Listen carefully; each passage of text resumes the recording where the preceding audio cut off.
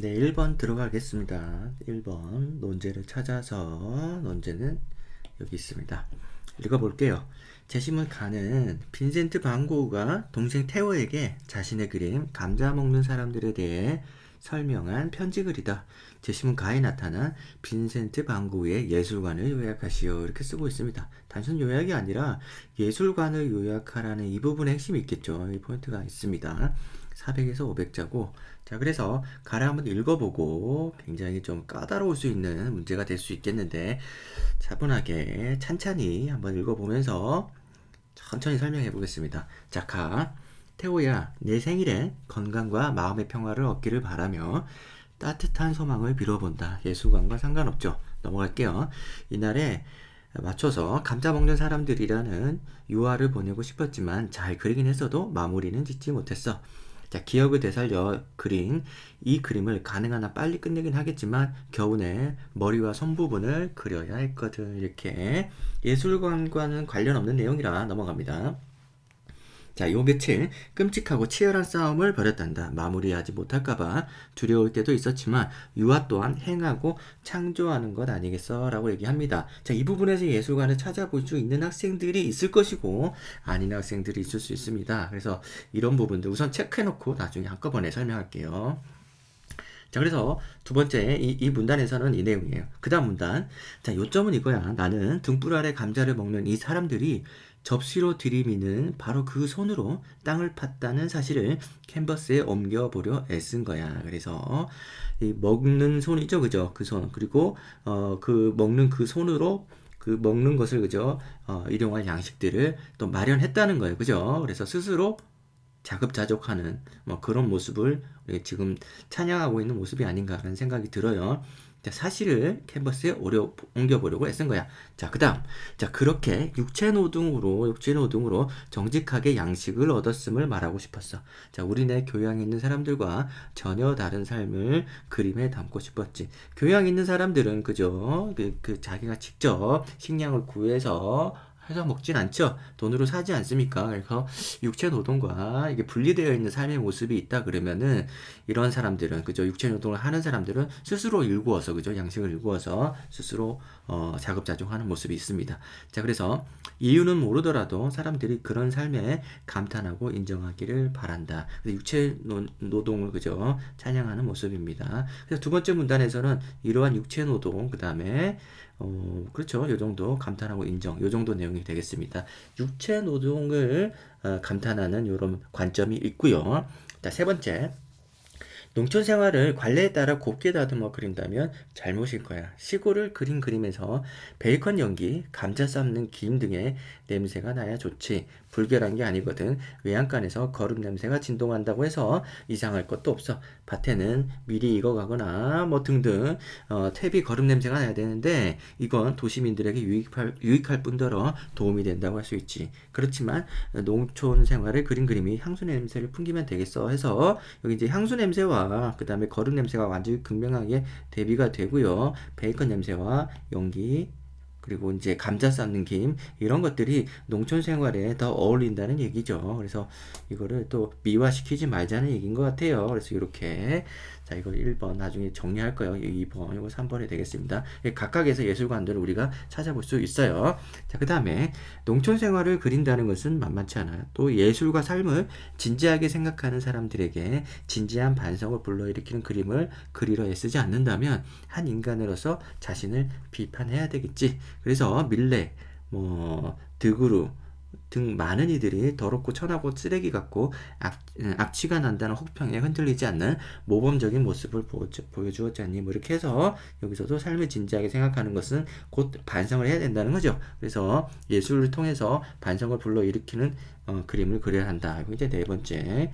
자, 그 다음에 뒷부분은 이제 뭐 해당 사항이 없습니다. 예술관과 해당 사항이 없는데 마무리 빨리 읽어보겠습니다. 자, 이 그림에 너무 몰두하다 보니 이사하는 것을 거의 잊었어. 이것도 신경을 써야 하는데 말이야. 자, 걱정이 적지 않지만 이 분야의 화가들은 신경 쓸 일이 너무 많아서 그들보다 내가 조금이라도 안락한 생활을 할 수 있기를 바라지도 않아.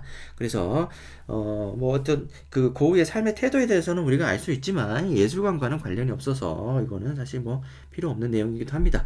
자, 그런데도 그들이 그림을 그려나가고 있으니 나 또한 물질적 어려움에 주춤하기도 하겠지만 그것에 무너져 파묻혀 있을 수는 없을 거야 라는 얘기를 하고 있습니다. 자, 그래요. 지금 1번 문제가 이렇게 이 내용을 정리하는 내용인데 정리하는 것을 답안으로 옮겨야 되는데 단순히 이 내용을 그냥 쭉 쓰는 것은 의미가 없죠. 그거는 뭐 그대로 발췌하는 것과 다름 아니고 이 논제의 요구사항이 아닌데 특히나 이 부분 예술관을 요약하라는 얘기를 하고 있어요. 가를 그냥 그대로 요약하는 게 아니라 예술관을 요약하라고 했는데 여기서 자기가 어떤 예술관을 갖고 있는지를 명시적으로 밝히고 있지는 않죠. 그죠? 그냥 우리가 이런저런 어떤 언행을 통해서 그 예술관이 무엇인지를 추론해낼 수 있어야 되는데 그 부분이 1번의 이제 핵심이 되겠습니다. 자, 그래서 1번에서 이제 예술에 관련에 대해서 고가 계속 언급하는 부분이 1, 2, 3, 4에서 4군데 정도가 나와요. 그러면은 우리가 이것을 그냥 예술관이라고 얘기하면서 그냥 쭉 그 문장으로 쓸 수도 있겠지만 굉장히 그렇게 되면은 단순 요약과 그 다음에 예술관에 대한 설명이라고 보기 힘들기 때문에 좀 더 우린 이 내용들을 뭔가 개념으로 치환해서 추상화시켜서 얘기를 해본다 그러면 어떻게 될까 고민을 좀 해볼게요. 그래서 행하고 창조한다 이런 얘기들은 예술에 대해서 이게 우리가 말하자면 실천적이다 라고 얘기를 해볼 수 있겠고요. 그 다음에 육체 노동이나 뭐 이렇게 뭐 스스로 이렇게 그죠? 요런 부분들 땅을 스스로 파고 그죠? 뭐 교양 있는 사람들과 구분해서 이렇게 쓰고 있는 부분 이걸 뭐라고 할까요? 우리는 이것을 여기 있는 교양 있는 사람들 뭔가 또 다른 말로 하면 중산층이나 부유층이라고 볼 수 있겠는데 뭐 서민적이라고 하면 어떨까라는 생각을 좀 해봅니다. 그렇죠. 뭐 못해도 상관없는데 선생님이 가르치는 입장에서 이렇게 얘기를 해주는 거예요. 모든 학생이 이 내용을 무조건 다 알아야 된다. 무조건 이걸 생각해냈어야 한다. 이런 얘기를 하는 게 아니라 하나의 모범 사례로서 설명해 주니까 편하게 들으세요.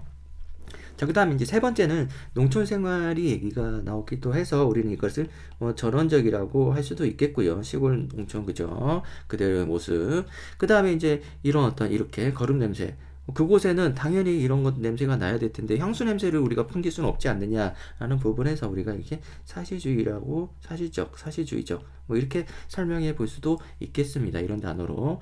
그 다음에 삶을 진지하게 생각하는 어떤 반성을 불러일으키는 이거는 또 뭘까? 그죠? 우리가 이런 것들을 우리가 윤리적인 측면이라고 볼 수 있겠습니다. 그래서 이렇게 해가지고 이런 단어들을 우리가 뭐 어떻게 알아요? 이렇게 생각해 볼 수 있겠지만 다 어디서 본 단어들 아닙니까? 그죠? 예, 교과서에 다 있는 단어들이고 이러한 기준들, 평가 기준들, 추상을 해놓은 이런 개념어들은 교과서 수준에서 다 알 수 있는 거고 얼마나 잘 적용을 할 수 있느냐 이런 부분이 이제 어려운 거죠. 사실은 보통 이제 대다수의 논제들은 제시문에 이런 단어들이 다 이제 있죠. 그죠? 제시문 안에 다 있기 때문에 우리가 그것을 중요하다 싶은 판단, 그죠? 예, 중요하지 않다. 이 판단만 내릴 수 있으면 되는데 이런 것들을 우리가 찾아내야 되는 문제라 굉장히 어렵고 고난도의 문제라고 볼 수 있겠습니다. 그래서 여러분들이 이 정도에서 한 4개, 5개 정도 나왔는데 몇 개만 여러분들이 쓸 수 있다 그러면 1번에서 우리가 최고점을 받을 수 있지 않을까 뭐 이렇게 생각합니다. 그래서 실제 예시 답안 한번 보면서 평가해 보겠습니다. 자, 빈센트 반 고흐는 감자 먹는 사람들을 통해 자신의 예술관을 설명하였다. 네, 그는 예술의 내용면에서 농부의 일상을 소재로 뭐 이렇게 했다는 말은 전원적이라는 말이죠. 그래서 땅을 파서 농사를 짓는 사람들의 거친 손을 그림에 담고자 하였다. 그러니까 그렇죠. 이는 교양 있는 사람들이 우아한 삶이 아닌 서민적인 거죠. 우아한 삶이 아닌 서민적인 거죠. 힘든 육체 노동을 정직하게 하는, 그렇죠. 양식을 얻는 삶도 가치 있고 아름다울 수 있으면 그림에 담으려고 한 것이다. 서민적인 거고. 자, 그 다음에 표현 기법에 대해서는 농촌 생활이 있는 그대로 묘사해 사실적인 거죠. 있는 그대로. 그리고 농촌 생활을 곱게 다듬어 그리거나 향수 냄새가 풍기도록 그리기보다 감자 삶는 김이나 뭐 등등 얘기 사실적이란 말 여기서는 이제 나오긴 합니다. 자, 빈센트 반 고흐는 삶에 대한 진정성이 담긴 자신의 그림을 통해 감동을 받고 삶에 대해 성찰할 수 있기를 바랬다. 이런 단어 필요하죠. 그뿐만 아니라 이 그림이 더럽고 악취가 난다고 혹평받거나 그로 인해 자신이 물질적인 어려움을 겪게 되더라도 예술에 대한 소신을 지키려고 한다. 뭐 이렇게 하고 있습니다. 전반적으로 이제 예술에 대한 태도, 이런 관점, 이런 것들이 섞여 있는데 특히 마지막 부분은 예술관이라고 보기는 힘들고, 그죠? 요런 것들 관이라고 보기는 힘들고 그냥 태도죠. 그래서 섞여져 있고 이것을 추상화시켜서 이렇게 아까 선생님이 얘기했던 뭐 사실적, 전환적, 뭐 실천적, 뭐 윤리적 이런 얘기는 하고 있지 않지만, 그죠? 교훈적이라고 할 수도 있겠다. 윤리적으로 하지만 이게 교훈적 이런 것도, 예. 자, 계몽적도 괜찮겠습니다. 그래서 계몽적도 써볼까? 예. 이거 좀 요거는 아닌 것 같긴 한데 그래도 한번, 네.